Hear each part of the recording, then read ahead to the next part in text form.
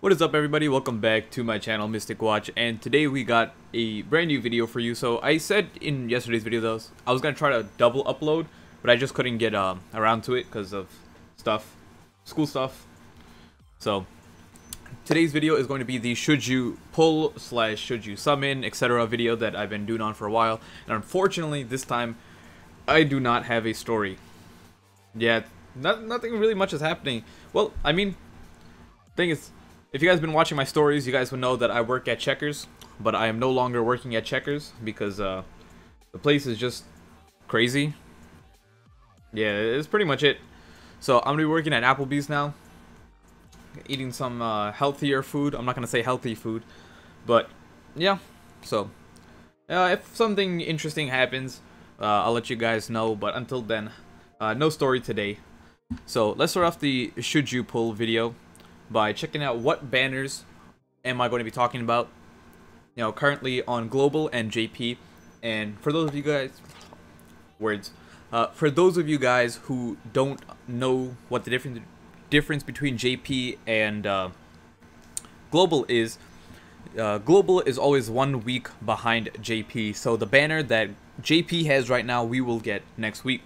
So that's why I try to do these videos, to give at least the global side a really good idea of whether they should pull or not, and I try to help out the JP side to the best of my ability. Today is Wednesday, and the banner came out on JP on Monday, right? So if you guys already did your summons, that's whatever, but I'll try to do a little bit earlier. That way you guys can still majority of the week is left over, so hopefully this video helps some people. That's the goal. So the characters, units, banners that we are going to compare is over here the Soaring Shine summon, the Minato Namikaze on the global side, which there's actually 2 different step summons for him. It is a one-time 6-step summon that I already did, and then there is a 3-time 9-step summon. And then after that, it just reverts to back to being a regular banner. So this banner, which features the single Minato versus JP's Blazing Fest banner. So what I'm actually doing is I started a brand new account on JP, and I'm just farming infinitely, right? I'm just gonna farm until the new hype banners come out, because this isn't the anniversary banner, if you guys were wondering. We have Hashirama, Sage Mode Hashirama out on JP as one of the anniversary banners, but it's not the anniversary banner. Alright, so he is not the anniversary unit, but he is part of the anniversary celebration. And you can tell that by the little 1 above the 9, wherein, yeah, it is referring to the 1-year anniversary. So what we got here is Hashirama, Utakata, and Kaze Kagegara. And this is going to take some explanation to tell you guys why this Blazing Fest banner is not good, right?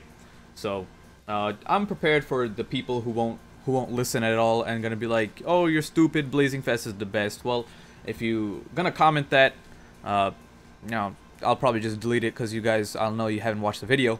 But otherwise, let's see. So the reason why, starting off the back, I'll just say that starting off the bat, I'll tell you that this banner, this Minato banner, is better to summon on than that Hashirama banner. So if you guys are saving, don't and pull for this Minato. But I'm going to explain why, so you guys are just not like, okay, well, we'll just summon on him then. So you guys have an understanding, So on Blazing Fest, normally, up until now, every single previous Blazing Fest unit has been featured in the banner. And what does that mean? That means when you check out the rates, the featured rates have their own percentage, and then the remaining cards have their own percentage. So the way it works is, if you're taking a look, let me see if there's any other banner here that I can compare it to. Which one is this? Is this Running Start? Okay. Ooh, that is a huge. Okay. Okay, never mind. My bad.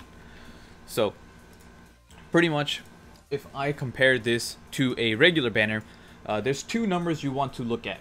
You see where it says the first line in the second box says the 5, and that word pretty much just means featured or banner card. And then you see there's 3 of them, and then they have a 3% rate. Then you take a look at the 5 below it, and there's a 92 of them, and that refers to the remaining gold cards that you can get for a 12% chance, right? So in combined, between both rates, you have a 15% chance of pulling a gold card. The difference is that in the non-featured rates, that 12% rate, you have the chance of pulling awakened cards. So you can get your awakened body Jorobos, your you know, just any shitty your Kibas, your Shinos, you know, they'll end up getting in there. So that's what the non-featured rates include. So in reality, you know, 12% chance for a gold doesn't necessarily mean 12% chance for a 6-star. Just wanted to make that clear. Now, the reason Blazing Fest was so good was because Blazing Fest started out with Minato, right? Minato was the first Blazing Fest unit. Well, yeah, like the Blazing Fest banner began with him. And what they did was they had Minato, and they put the 4 units that needed awakening materials in there as well. So it was, starting from the beginning was Zabuza, then I believe Lee, Itachi, and Shikakugara, right? Those 4 units. Those ended up becoming Blazing Fest exclusive characters, meaning they only returned with Blazing Fest. But Blazing Fest came back every month with a new unit. And what would happen was, when that first Blazing Fest came out, it was a 5% chance of pulling you know, the banner cards, because each card had a 1% chance. So you had a 5% chance of getting anyone in the banner, and at that time that was nuts because all those characters were amazing. Then the next Blazing Fest came out, you had 1 till Naruto. Now your chance was 6%. And the thing is, if you guys didn't pull for Minato, you had the same exact chance of getting Minato the second time around. Then the next Blazing Fest happened, it was Kazekage, and now it was a 7% chance. Because there were 7 units in there, and you still had that same chance of getting that 1 till Naruto and Minato.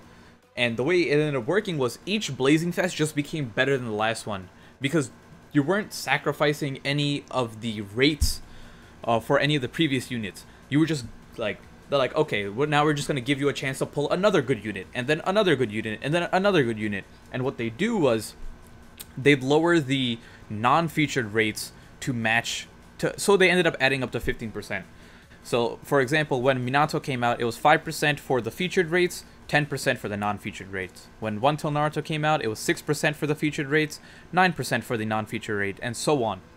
And this ended up happening until, I believe, Killer Bee came out. Killer Bee was the 10th unit, and that was where you had 10 units in the banner for 10%. And that was like, you know, nuts. Like, if you check any other game, no other game has those kinds of rates, right? Blazing Fest banner was, in terms of how easy it was to get broken cards, is by far the easiest compared to any, like, gacha game. So, pretty much, you had a 10% chance of getting broken cards, which is one in every multi. And then on top of that, you had the extra 5% chance of just getting another gold.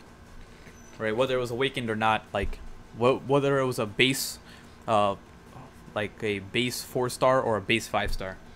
But regardless of the point, that happened when Killer Bee came out. That was the final time that happened. Then Tsunade came out, and instead of making the featured rates 11% and the non-featured rates 14%, what they did was they lowered every single featured card's rate to 0.91%. So instead of every card, instead of all 11 cards being 1% chance of being pulled, all 11 cards had a 0.91% chance of being pulled. And that kind of sucks, because what happens is, if you already pulled every other Blazing Fest unit, in a sense, you had a harder chance of pulling Tsunade now than you had any other previous Blazing Fest, because they just lowered all the rates. So the problem was, you know, how are they going to fix this? And their solution to this, and the same thing happened with Obito. Instead of being 0.91, his was like 0.8 something per unit. which is, you know, I spent 1,000 pearls on Obito and didn't get him.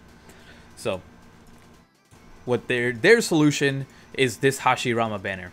And just a quick notice, just because this is happening with Hashirama banner doesn't mean this is going to happen on every banner, right? Every Blazing Fest banner. We don't know.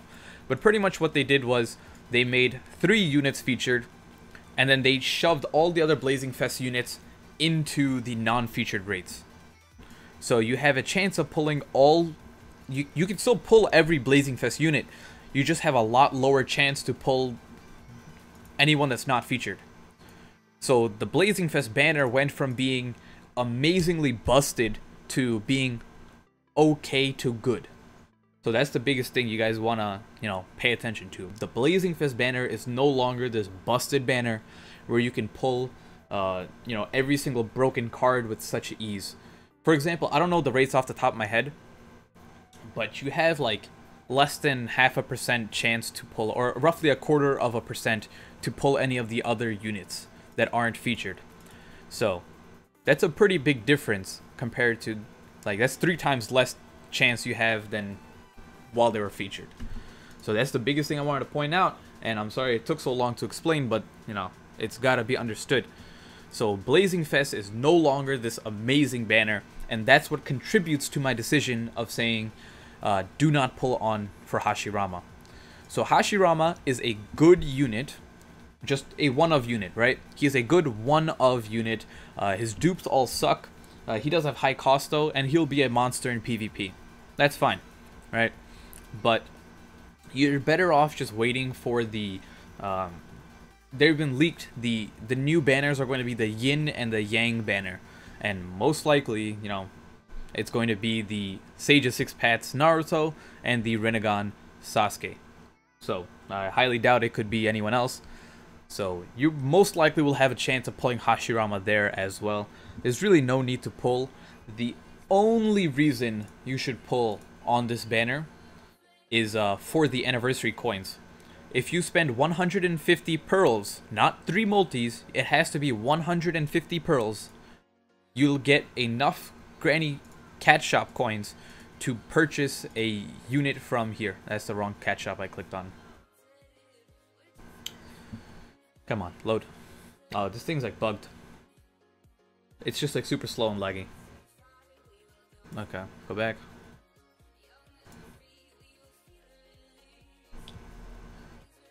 So right here, if you're missing, I don't think any of these units are so greatly needed. The only thing I'll say is Rin or Tsunade. If you're missing them, that's the only thing I suggest. That's only if you're pay to play and you need, you know, you have the money to blow or whatever. Other than that, I just recommend just not pulling on that Sage mode Hashirama to begin with, whether you're on JP or Global next week. And you pull on the Minato instead, because if you're going to do, if you can manage to get 1 copy of him, the dude is nuts, right? You want 1 copy of him and shove all your awakening stones, your, you know, acquisition stones into him. Because this guy, max duped, is bonkers, right? He is most likely, the fact that he's this strong and not a Blazing Fest unit, like, confuses the hell out of me. He's definitely like a top 5 character in this game, if not top 3. So, you know, he's able to, if you guys follow Kabuki, he demonstrated that you're able to solo Ninja Road with this 1 unit, right? A game mode that, you know, was designed to use 3 full teams of 6 people. So something that normally takes people 18 units, you can do with 1 unit, thanks to this guy. So I won't go any further in depth, but I recommend you pull 1 of him. You know, of course you can't choose to pull him. It's got to be luck. But if you can manage to get 1 of him and put all your awakening stones into him, I highly recommend it. I managed to get mine to max dupes, and I have 0 regrets whatsoever. But if you guys just don't have the pearls, skip this too. Alright, you can still have a chance to pull him on the anniversary banner. I know for a fact. You know, they're just gonna, since he's a non-Blazing Fest unit, he's not gonna be exclusive. He's going to be in the general pool of characters. So it's unfortunate if you miss out on this character, but you know, that's what it comes down to. It's managing your pearls and knowing how much you can spend on. If you still have the 6-step summon, the first 2 multi-summons are 30 pearls, which is very affordable. It's essentially doing 6 single summons for the, 10 single summons for the cost of 6. So, this was a long video because I just had to explain the Blazing Fest banner so you guys all understood. Thank you guys for staying until the end if you did manage to stay. Hope you guys enjoy, and I'll see you all next time. Peace out.